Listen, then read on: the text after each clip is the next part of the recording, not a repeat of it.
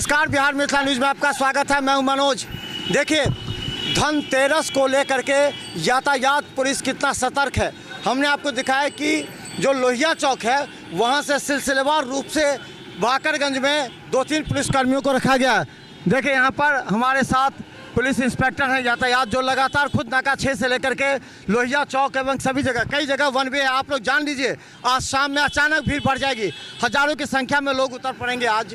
तो क्या किस तरह का है वन वे, कहाँ से है लोहिया चौक से दरभंगा तक में, कहाँ कैसी है? अभी हाजमा चौक से मिर्ज़ापुर की ओर गाड़ी बंद है।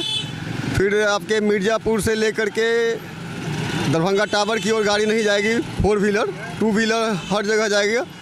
और उसके बाद इनकम टैक्स चौराहा से अंदर दरभंगा टावर की ओर नहीं जाएगा। और हसन चौक से भी दरभंगा टावर की ओर अंदर नहीं जाएगा।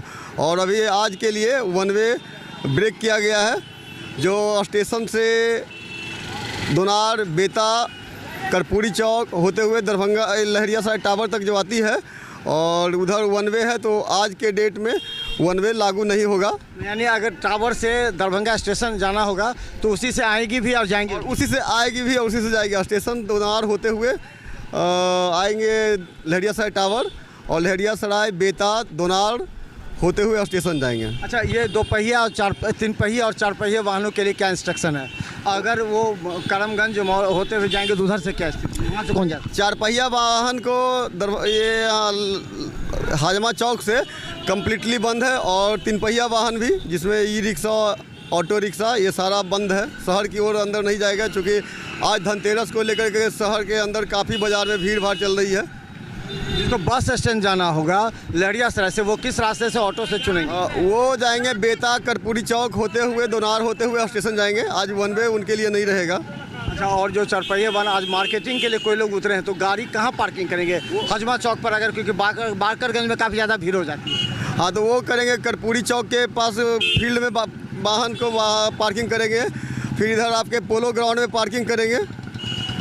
अच्छा, कितने पुलिसकर्मियों को लगाया गया आज पूरे यातायात बस कंट्रोल करने के लिए?